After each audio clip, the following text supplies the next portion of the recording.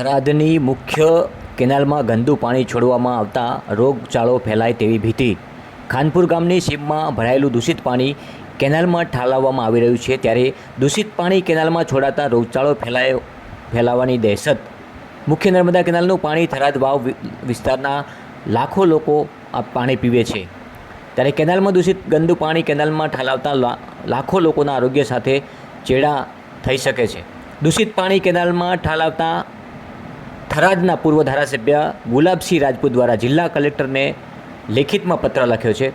લાખો લોકોના આરોગ્ય સાથે ચેડા થઈ રહ્યા છે, રોગચાળો ફેલાશે તો જવાબદાર તંત્ર રહેશે તેવા આક્ષેપો પણ ગુલાબસિંહ રાજપૂતે કર્યા છે। આપ જોઈ રહ્યા છો અહીંયા ખાનપુર નજીક ભરાયેલું પાણી જે છે એ પાણી મુખ્ય નર્મદા કેનાલમાં ઠાલવવામાં આવી રહ્યું છે મશીન દ્વારા, અને આ પાણી ઘણું બધું ગંદુ હોવાથી નર્મદા મુખ્ય કેનાલમાંથી લોકો પાણી પીતા હોય છે, ત્યારે કહી શકાય કે આ રોગચાળો ફાટી નીકળવાની પણ દહેશત હોઈ શકે છે। થરાદના પૂર્વ ધારાસભ્ય ગુલાબસિંહ રાજપૂત દ્વારા ગઈકાલે પણ પોતે પોતાના ફેસબુક પેજ ઉપર લાઈવ થયા હતા અને આજે કલેક્ટરને પત્ર લખીને રજૂઆત કરી છે।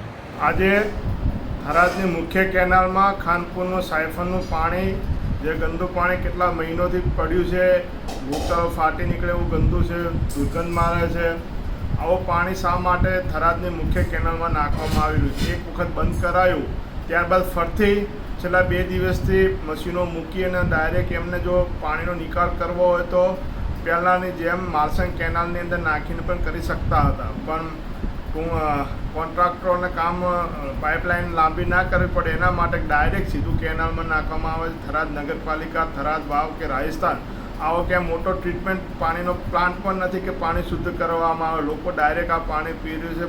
મોટા પ્રમાણે રોગચાળો ફાટી નીકળવાની દહેશત છે। તંત્રને વિનંતી છે તાત્કાલિક ધોરણે આ જે ગંદુ પાણી થરાદનું ગટરનું પાણી પણ આની અંદર આવતું એવું લાગી રહ્યું છે, માટે તાત્કાલિક ધોરણે આ પાણી મુખ્ય કેનાલમાં નાખવાનું બંધ કરવામાં આવે, તંત્રને નમ્ર અપીલ છે।